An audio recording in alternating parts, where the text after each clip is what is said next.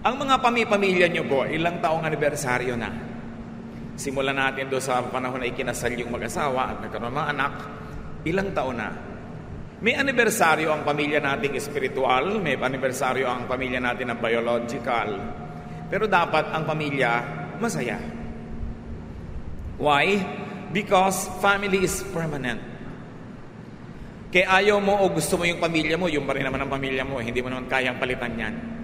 Kaya layasan mo yan, itakwil mo, hindi mo pa rin pwedeng palitan. So ba't hindi na lang pasayahin? Kaya sa layasan, ba't di na lang pagandahin para lagi kang nananabik na umuwi at makipag-isa sa pamilya? Family is much better off happy. Let's talk about 8 habits of happy families. Galing lahat ito sa Proverbs 15. Ano nga ba ang kostumbre ng mga pamilyang masasaya o ng pamilyang sasaya? Dear God, we thank you that we have the Proverbs. Salamat na yung karunungan ng mga matatanda noong unang panahon pa ay nabuo, nasulat, at hanggang ngayon pwede naming pakinabangan. Nananalig kami na ang mga karunungan ito sa inyo nagmula at itinuro nyo sa marami mga saling lahi at ngayon nais naming makinabang. Buksan nyo po ang aming mata, ituro nyo sa amin ang pinakamagandang paraan ng pag-unawa ng matatandang kasabihan at ito'y maging kapakipakinabang sa amin ngayon. Be our speaker. Give us the wisdom to understand your word, O God. Lead us so our families will be happier, will be better. All for your glory. And we pray in the name of Jesus our Lord. Amen. Proverbs 15, I'll be reading from the Contemporary English Version. A kind answer soothes angry feelings, but harsh words stir them up. Kind words are good medicine, but deceitful words can really hurt. In happy families, members speak kindly and truthfully to one another. Kung tayo ay polite sa mga strangers, kung tayo ay may nire-reserbang good manners, good words sa mga boss sa opisina, sa mga customers ng ating negosyo, higit lalo dapat pinakamagaganda yung salita na binibitiwan sa mga miyembro ng pamilya. Kasi yung customer, pwede namang maputol ang relasyon nyo. Yung mga boss mo, mag-resign ka lang, hindi mo na boss yan, pero ang pamilya mo, pamilya forever. Kaya dapat maganda ang salita. Mabait. Hindi nakakagalit. Hindi nakakapagpalabas ng kabangisan ng kapwa, kundi nakakapagpalabas ng kanyang kabaitan. We are polite. If you have to have a happy family, and if you already are happy, and you want to be happier, improve every day on this department. Politeness. Kagandahang asal. Proverbs 15:5, don't be a fool and disobey your parents. Be smart. Accept correction. In happy families, the children are wise to obey and accept discipline from their parents. Young people today might be tempted to think that they know better than their parents. At some points, they probably can be better informed. They can be more knowledgeable, but there is no way that they can be wiser. Wiser comes with age. It comes with experience. It comes with a lot of time. Kaya kung minsan, akala ng mga kabataan ngayon, kabalibahas at marami silang access to knowledge, to technology, that they no longer need their parents' advice and discipline. But no. Experience, age, and very especially love makes for excellent guides and life mentors. Dahil mahal ka ng magulang mo, dahil lang doon magtiwala ka na sa kanyang ipapayo. Hindi man perfect ang payo, magkamali man, pero maganda pa rin ang dahilan kung ba't ginagawan ka ng ganyang turo o ganyang disiplina. Proverbs 15:20, children with good sense make their parents happy. No? But foolish children are hateful to them. Pinakita dito kung sino talaga yung matatalinong bata. In the happy families, the children are sensible and the children make their parents happy. Gaano karami sa mga anak ngayon na ambisyon nyo every day to make your parents happy?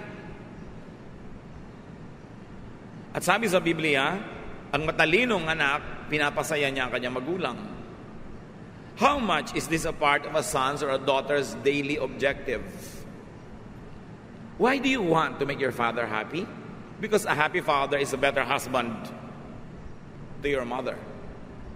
A happy mother is a better wife to your father. And a happy couple will lead the family into greater happiness. Meron tayong ministry sa isa't isa. Hindi lang tungkulin ng magulang na pasayahin ang anak. Tungkulin din ng anak na pasayahin ang magulang. And when everybody is happy or happier, we create a home that we long to go back to all the time. Masaya yung atmosphere. Pinananabik ang uwian, hindi pinagmamadali ang layasan. Of course, in happy families, parents lead and discipline their children. And the parents are united and consistent. How can parents lead and discipline their children effectively? When their children allow and encourage their parents to do so. Dapat ang body language ng anak, sinasabi sa magulang, pwede nyo pa akong pagalitan pag mali ako. Pwede nyo akong paluin, iba't ibang degree, depende sa edad, kung ano ang aking pagkakamali. Pwede nyo akong pagsabihan. Pwede nyo akong payagang lumakad o hindi payagan. Dapat yan, body language, kinaklarify ng bata. Para yung magulang, bagamat hindi dapat, pero para hindi na mag-alangan kung didisiplinahin ba ang bata o hindi.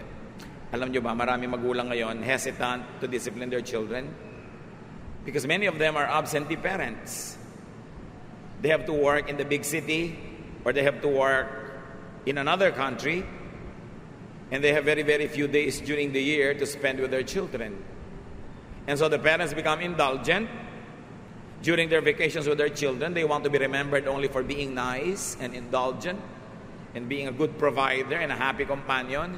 So they ignore their duty to discipline. Hindi kasalanan ng mga magulang na ang ekonomiya natin ay kinakailangang mayroong magkahiwa-hiwalay para kumita at mabuhay at mapag-aral ang mga anak. Pero mga anak, hindi kasalanan ng mga magulang nyo na wala sila sa inyong presence. Kaya nga sila wala para kayo buhayin. So don't make them feel guilty for not being there in your graduation kasi wala ka naman pang-enroll kung hindi siya nag-abroad. Don't make them feel guilty na wala siya sa bawat birthday nyo o ganitong okasyon. Hindi niya gustong wala siya doon.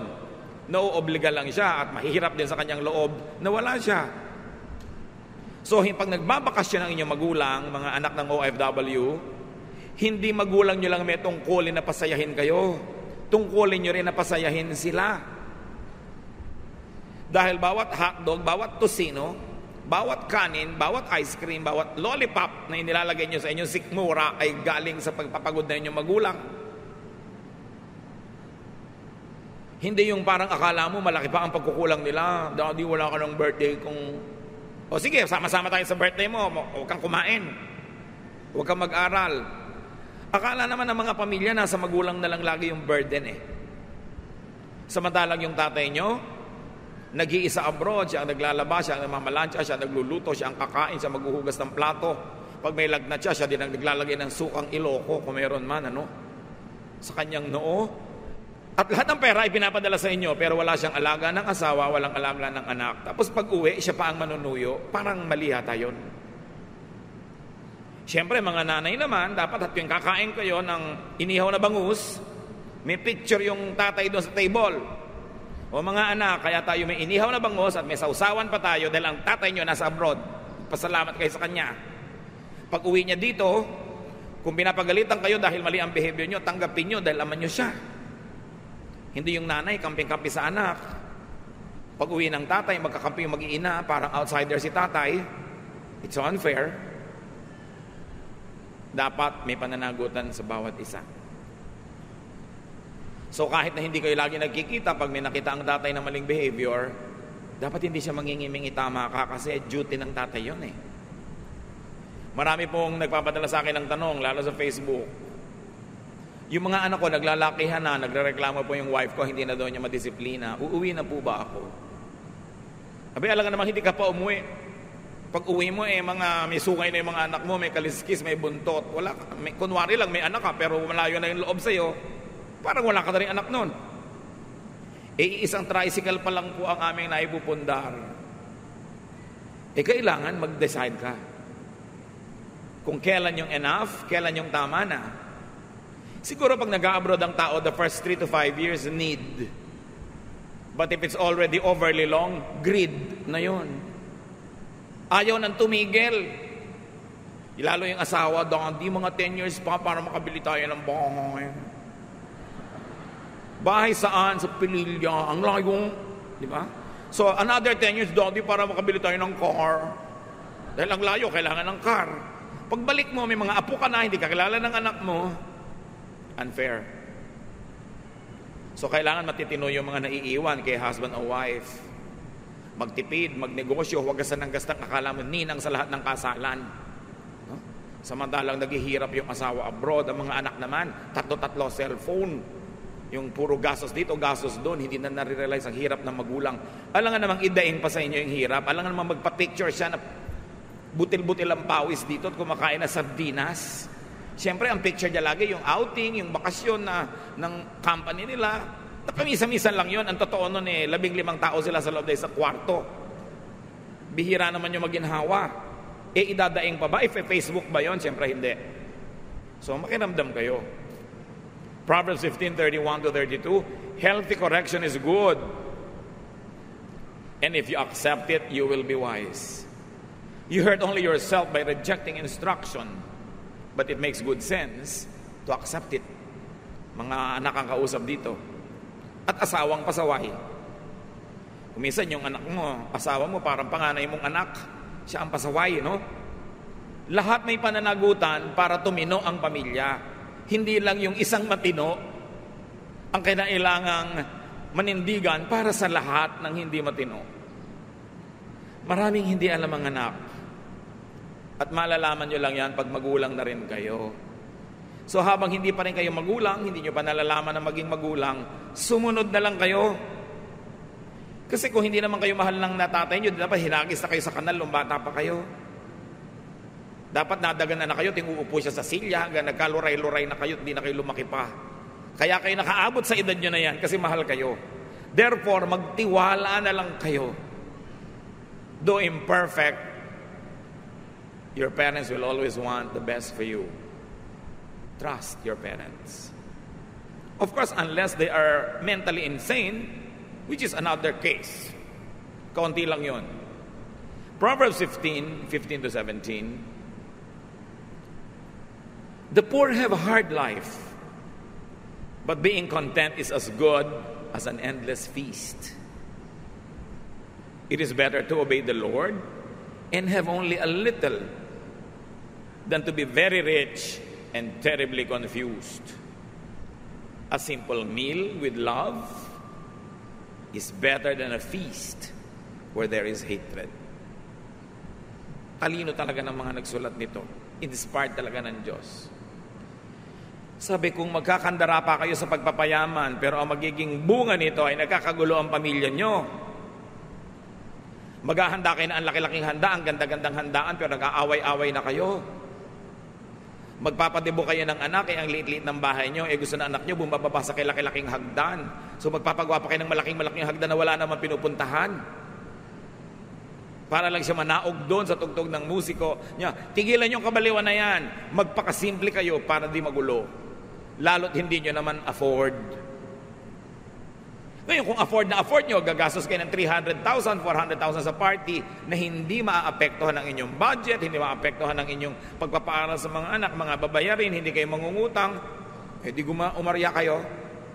Pero kung uutangin nyo lang, magkakadabuhol-buhol ang mga budget nyo para lang kayo magpasikat, so niya, a simple meal is better than a feast where there is hatred. Go for the simple. When the complicated will hurt family life.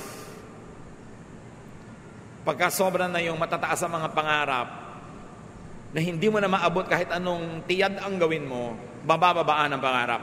Dapat realistic. Huwag makikipag-compare sa pinsan, sa kapatid, sa kamag-anak, sa kapitbahay. Magtataka ka naman talaga, merong nyugan, ang kapal-kapal ng mga nyug at mga puno, biglang may bahay doon na mukhang sa Mediterranean talaga. Siguro, marino ang anak niyang magulang na yan. At bakit siya nagpagawa ng laki-laking bahay? Kasi yung kumari niya sa kabila nagpapagawa, mariron yung anak. So unahan sila sa pag-text sa anak, anak, kulang pa tayo ng bubong. Anak, kulang pa tayo ng haligi. Paano naman yung ipinagawa nyo kasi laki na simbahan? Hindi naman talaga naging Mediterranean, kundi Medyo-Terranean lang ang itsura. Simpleng-simpleng bubong, 5 layer. Nakakita na kayo ng mga bahay ba ngayon na parang walang wala sa lugar? Simpleng-simpleng bubong, pero ang dami mga sub-bubong na letter A na ganon. Yung para mga bahay ni Dracula. So, bakit ang dami mga layer-layer ng bubong? Saan nakuha to? Nagkausu-usuhan, nagkagaya-gayahan yung kapitbahay. Lumalaki tuloy ang gasto sa yero. Sa halip na simple na lang. So go for the simple. There is great godliness in contentment. For we brought nothing into the world, and we cannot take anything out of the world. Hindi natin tinatanggalan ng mga kapatiran natin ng pangarap, pero ibagay sa realidad ang pangarap. Pagdugtungin ang langit at lupa, hindi yung nakalutang ka para abutin mo ang ulap, pero hindi ka na nakatungtong sa lupa. Dahil babagsak at babagsak ka. Proverbs 15:27, being greedy causes trouble for your family. So kailan titigil? When will we say enough is enough? Kailan natin sasabihin sa daddy nyo, anak, na huwag na siya mag-abroad, magsama-sama na tayo dito uli? Kailan natin papauwi ng nanay mo na 20 years ang nag-aalaga ng anak ng iba, hindi naman alagaan ng mga sariling anak dahil sa pangangailangan? Again, hindi natin sinisisi yung mga yon dahil talagang gusto lang nila makapag-provide. But when is enough? Dapat merong usapan kung kailan yung enough. Dahil hindi na uubos ang gastahan. Pag napag-aral mo ng mga anak mo, biglang mag-aasawa yon, may apo ka na naman ngayon, apo mo naman ngayon ang pag-aaralin mo. Hindi ka na, makakauwi dito ng buhay, malamig na bangkay ka lang uuwi dito. So kailangan merong hangganan. Pero maiba ko, kung gusto niya na maraming letter ay ang bubong nyo, bahala kayo. Total taste nyo lang naman yan. Ano? Kaya lang magastos talaga sa yero. In happy families, members value simplicity over extravagance. When running after wealth would lead to ungodly confusion and quarrels. Or when the strife to be very wealthy leads to the disintegration of the family. Yung unity ng pamilya nyo, pagsasama-sama nyo, yung pa rin ang pinakamahalaga. Mga kapatid, mahal man at murang pagkain ang ilagay nyo sa sikmura nyo, ganun din ang ending. Kumain kayo ng 100 na pesos na set budget meal at gumastos kayo ng 100 or 1,000 per person in a fancy restaurant, yun pa rin ang ending sa Poso Negro. Yun din yun. So pamisa-misa lang dapat yung mga ganyang activities. 5 man o 50 ang inyong underwear, ganun pa rin yung katawan nyo. Isuot nyo man yung mahal o hindi mahal, yun pa rin ang ending. So ibagay natin sa ating mga kakayanan para hindi sobrang mabigatan yung naghahanap buhay. Proverbs 15:18, another habit of a happy family.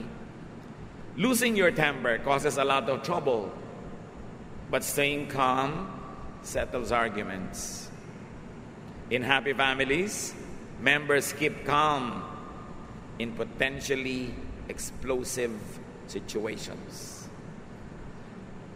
Mainit ang ulo ng nanay mo, lamigan mong ulo mo, baw, bukas ka na mag-init ng ulo mo kung talaga mang valid yan.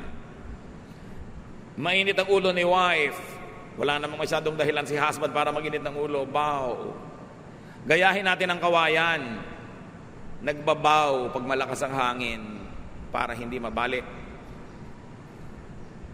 So kitang-kita mo na talagang masama ang mood ng isang member of the family, huwag salubungin. Huwag niyong patunayan na mas kaya niyo na magsumigaw at mas malakas pa sa sigaw niya dahil walang magayaring mabuti.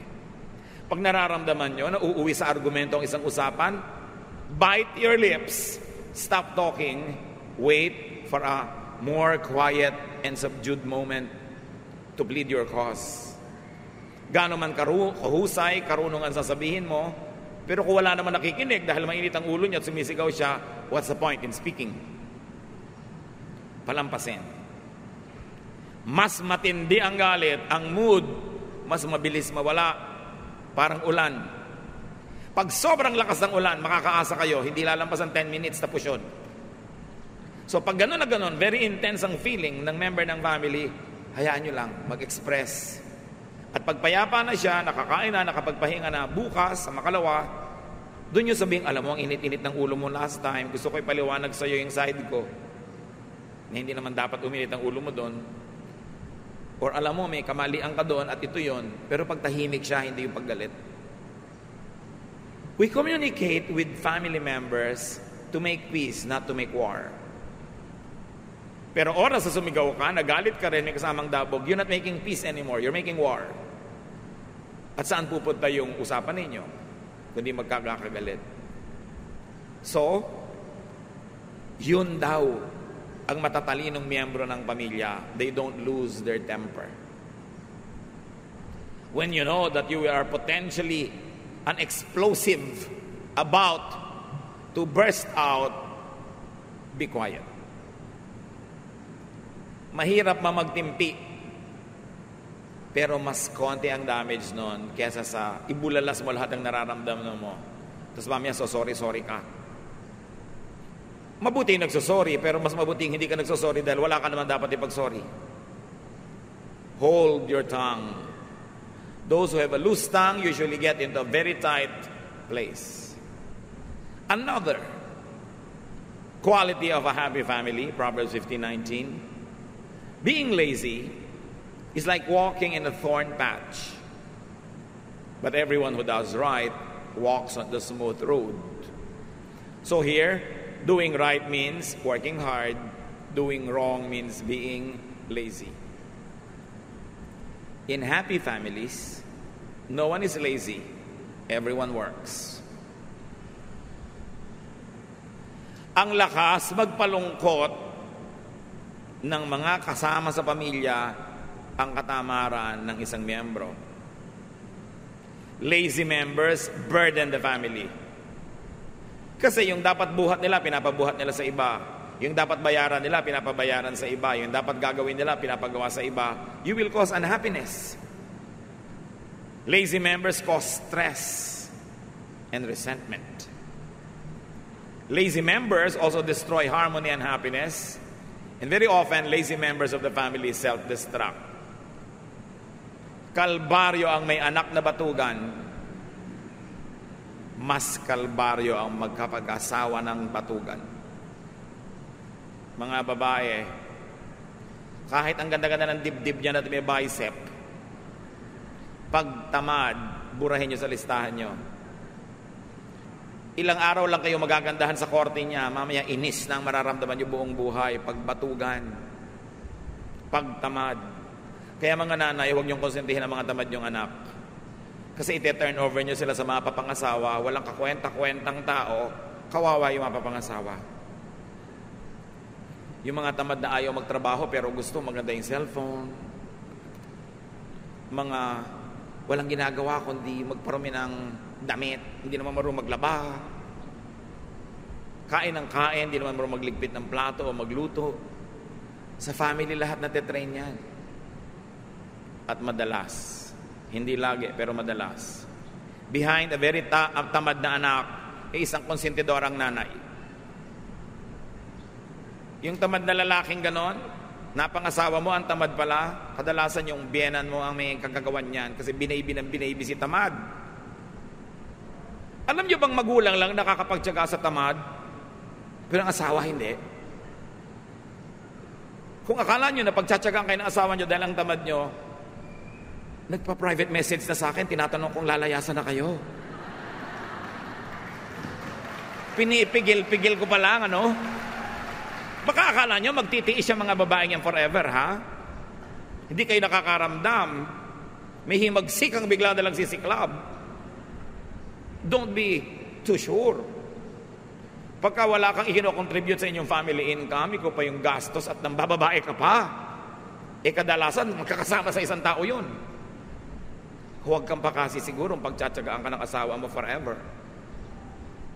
Proverbs 15:22-23. Without good advice, everything goes wrong. It takes careful planning for things to go right. Giving the right answer at the right time makes everyone happy. So another habit of a good family, good advice is given and taken. Ang mga pamilyang masasaya, nakikinig sa payo ng isa't isa o payo ng outsider na nakakatulong sa pamilya, at sila man sinisikap magbigay ng magandang payo sa isa't isa. At paano nyo nagagawa yon? Pinapatalino mo ang sarili mo para pag may nagtanong na family member, makasagot kang tama. Hindi yung inay, ano po kaya ang gagawin ko sa asawa ko? Ewan ko sa'yo, buhay niyo yan. Hindi ganun. Dapat nakakapagbigay ka ng matalinong advice. Kaya kailangan pinag-aaralan mo ang buhay. Pinag-aaralan mo ang salita ng Diyos. Nag-o-observe ka para pagkailangan ng katalinuhan, may makatas naman sa'yo. Tungkulin ng bawat isang miyembro ng pamilya na magpakatalino. Kasi bawat isang hindi matalino, pabigat. Tayo naman kasi mapagmahal sa mga kamag-anak, lalo immediate family, hindi naman natin talaga tinatapon. Anong ginagawa natin? Pinagtsatsagaan nating pasanin. Hirap na hirap ka, pero pinagtsatsagaan mo, ito ba ang gusto nating ibigay sa kapwa natin sa pamilya na mahirapan dahil sa atin? Dapat nahihirapan lang sa atin dahil sobra ka pang bata o sobra ka ng matanda kaya hindi mo na maalagaan ang sarili mo. Pero pag nasa gitna ka nun at malusog ka naman, hindi ka dapat problema, hindi ka dapat pasanin. Kasama ka sa lumulutas ng suliranin, hindi ikaw ang suliranin. This is what godliness is all about. So in happy families, that's what happens. Good advice is given and taken. And their diligent search for wise advice produces happiness. Pagka nalulutas sa mga suliranin, lumiliwanag ang madilim, tumutuwid ang liko, ang kasunod nun, kasiyahan, kapahingahan. Proverbs 15:24-25. All who are wise follow a road that leads upward to life and away from death. The Lord destroys the homes of those who are proud. So in happy families, humility is prized and practiced. Hindi masaya ang pamilya na mayayabang ang miyembro. Pataasan, payabangan, patigasan ng loob, patagalang hindi kikibo. Hindi sasaya ang ganong pamilya. Ang sumasayang pamilya, yung una-unahan sa pagpapakumbaba. Pag may mali, una-unahan sa pagsusori. Pagka nagtampo, una-unahan sa pagkalimot ng tampo para ma-restore ang relationship. Ganun ang kasiyahan. Hindi yung gustong-gusto mo nang kausapin yung kapatid mo, pero mauna siya. Pag nakaramdam ka na gusto mo na, kahit di pa siya mauna, unahan mo na, dahil siguro inaantay din niya, mauna ka eh. Kaya ang sinasabi sa Bible, outdo one another in doing good. Not in doing bad. Kung magko-contest kayo sa loob ng pamilya, contest, pabaitan. Paiksian ng pagtatanim ng sama ng loob. Padali ang makipagbati kung nakipaggalit man. Even to outsiders. Ang isang taong mayabang, mapagmataas, kahit sa outsider, pabigat yon sa pamilya niya. Why? Kasi may makakalaban ka sa labas. Pag inattack ka nun, tinaga ka halimbawa, di ba pamilya mo rin magpapa-hospital sa'yo, dadalaw sa'yo? Pag ang yabang-yabang mo sa pinagtatrabahuhan mo, tinanggal ka sa trabaho, wala ka ngayong pera, di ba pamilya mo na naman magsusupport sa'yo? May nakaaway ka, nakipagbabag ka, nakita ng kuya mo, di ba dadamayan ka rin kung binubugbog ka na doon sa labas? So pag mayabang ka, tatandaan mo ito, ipinapahamak mo ang pamilya mo dahil tutulungan at tutulungan ka nila pag nalagay ka sa gulo. Kaya nagpapakumbaba ka rin kahit sa labas, para ang uwi-uwi mo sa pamilya mo, mga kaibigan, hindi kalaban. Kawawa yung mga miyembro ng pamilya na mayroong mga basagulero, mga kapatid. Mga kapatid na chismosa, mga napapaaway dito, napapaaway doon, dahil madadamay at madadamay ang lahat. So humility is prized and practiced, and therefore the family receives God's favor and protection. Ang yaman nitong Proverbs 15. Halimbawa, verse 30, a friendly smile makes you happy, and good news makes you feel strong. Di ba? Pag nangingitian tayo, nakakarinig tayo ng magandang balita, nakakapagpalakas, hindi lang ng katawan, kundi ng loob. So in happy families, cheerfulness is valued and practiced. Paggising mo sa umaga, conscious ka, magpapasaya ako ng family members. Hindi nakasimangot ang mukha mo, wala kang kinakausap, dahil wala ka sa mood. Bakit kailangang itambak mo sa pamilya mo yung laso na yan na nakuha mo naman sa labas? Si tatay, si nanay, mainit ang ulo sa trabaho. Pag uwi, mainit ang ulo, dala-dala sa pamilya. Bakit yung laso na nakuha mo sa labas, iuwi mo sa bahay? Ganon din yung mga anak. Gagawa ka ng gulo, babagsak ka sa eskwela, susunugin mo yung building, kung ano-anong gagawin mo sa school, yung nagpapakatino mong magulang, ipapatawag ng principal, yung mukha niya na pinipilit niyang pagandahin, kailangan yung kapalan dahil harap sa principal, dahil sa ginagawa mong kabulastugan sa school. Is that fair? Tama ba na ipahiya mo yung mga magulang mo, mga pamilya mo, dahil kung ano-anong pinagdagagawa mo hindi tama? Tuloy lumulungkot sila, you don't bring them cheer? So a responsible member of a family creates good news. Good news is produced to cheer everyone. Yung nanay, exempted po ako sa enrollment fee next year kasi ang taas ng grade ko. Wow, good news, cheer. Hindi yung ano? 4th year ka uli? Hindi ba 5 taon ka ng 4th year? Bad news. Dapat ang ginagawa mo, good news. Pag mag-uuwi ka, good news. Ngayon, siyempre, life is not perfect. Paminsan-minsan, di mo sinasadya, may dala-dala kang bad news. And that's what the family is for. We support one another. Pero iba naman yung self-made bad news. Iba yung self-manufactured and avoidable bad news na patuloy pa ulit-ulit. Meron tayong pananagutan na magpasaya ng member ng family. Bawat isa may ganong tungkulin. Galatians 6:10, now therefore, as we have opportunity, let us do good to all people, especially to those who belong to the family of believers. Here, another family is mentioned, the church. Malinaw ang mensahe, do good to your spiritual family, the church. Lahat ng pinag-usapan natin kanina, apply to your church life. But also apply to your biological family.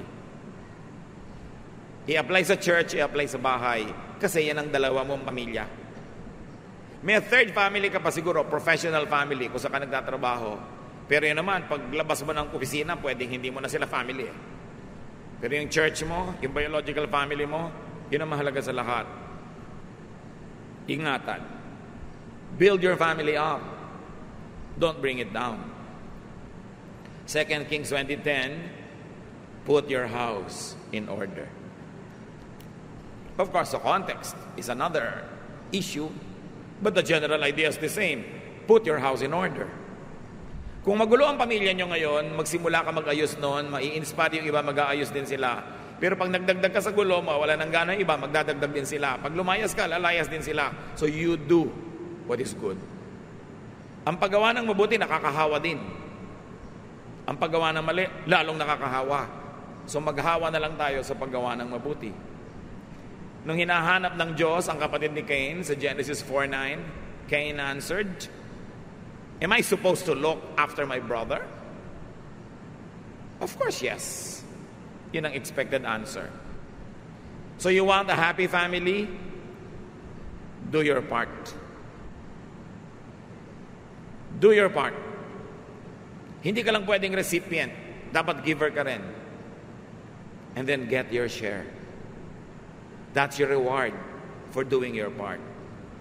So examine your contribution to your family. Kung may mga family members na kailangan na natin patawarin dahil sa marami na nilang mga error, patawarin na natin para magsimula uli. Reset the readings to 0. Huwag sa negative. Kung may na-realize tayong dapat natin gawin, gawin. Na-realize na dapat tigilan gawin, tigilan. Because we all want a happy family. Kahit yung family mo, yung binuo mo lang na pamilya dahil wala ka ng biological family inabutan, ulila ka, o kung ano man yun, kung ano yung pamilya mo ngayon, di yun ang pamilya mo, the same things apply. Do your part. Obey God. Lumagay sa lugar at magkakaroon tayo ng mas masayang buhay. Panginoon naming Diyos, gustong-gusto ng bawat isa na magkaroon ng masayang pamilya. So turuan mo kami kung paano kami kikilos para maging positive influence kami sa buong family. Kung kami may mga kapintasan na ngayon ay natamaan ng liwanag, salamat at napansin namin para ituwid. At kung may nakita kami, pwede pa namin idagdag, Lord, na contribution. Empower us so we can be agents of peace, agents of goodness and godliness, agents of your Son, Jesus. Pagbulay-bulayan natin ng mga kapatid dito, pag-isipan, at nawa lahat tayo magkaroon pa ng higit lalong masayang pamilya. Mas buo, mas makabuluhan, at mas nasasandalan ng isa't isa.